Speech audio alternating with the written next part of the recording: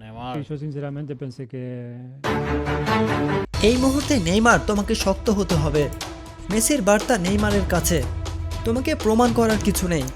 তুমি পুরো বিশ্বের মানুষের মন অনেক আগেই জয় করে নিয়েছো। বিশ্বকাপ থেকে ছিটকে পড়ার পর অবসরের ঘোষণা দেন নেইমার জুনিয়র, আর এতেই তোলপাড় পুরো ফুটবল বিশ্ব।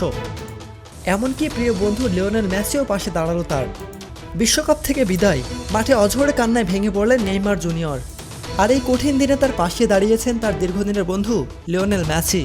নেইমারের আবেগঘন বিদায় বার্তা আর মেসির সমর্থন, এই দুই তারকাকে নিয়ে আবেগে ভাসছে এখন ফুটবল বিশ্ব। 2026 সালে রাউন্ড অফ 16 নরওয়ের কাছে হেরে বিদায় ঘণ্টা বেজে গেছে ব্রাজিলের। শেষ বাঁশি বাজতেই মাঠে কান্নায় ভেঙে পড়ে নেইমার জুনিয়র। তার চোখের জল মুহূর্তেই ছড়িয়ে পড়ে সামাজিক যোগাযোগ মাধ্যমে, যা কোটি কোটি ফুটবল প্রেমীর হৃদয়ে ছুঁয়ে যায়। মেসিকে নেইমার বলেন, আমি বারবার চেষ্টা করেছি। আমার যাত্রা শুরু হয়েছিল এই মেটলাইফ স্টেডিয়াম থেকেই, আর এখানেই আমি শেষ করলাম আমার ক্যারিয়ার। আর এখন সব শেষ। ব্রাজিলের এই হলুদ জার্সিতে আমাকে আর কখনোই দেখা যাবে না।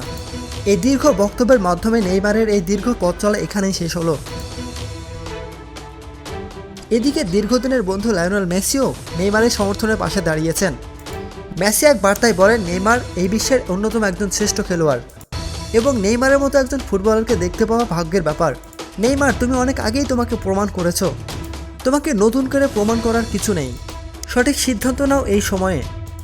বিশ্বকাপ থেকে ব্রাজিলের বিদায় এবং নেইমারের চোখের জল শুধু একটি বিদায় নয়, এটা একটি প্রজন্মের অন্যতম সেরা ফুটবলের সমাপ্তি, যেখানে কোটি কোটি ভক্তের আবেগের গল্প।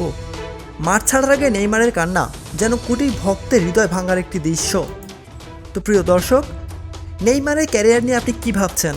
নেইমার কি আবার কখনো ফিরে আসতে পারে আন্তর্জাতিক ফুটবলে? আপনার কি মনে হয়? কমেন্ট করে জানিয়ে দিন আপনার মূল্যবান মতামত। প্রতিনিয়ত খেলাধুলার আপডেট জানতে আমাদের সাথেই থাকুন।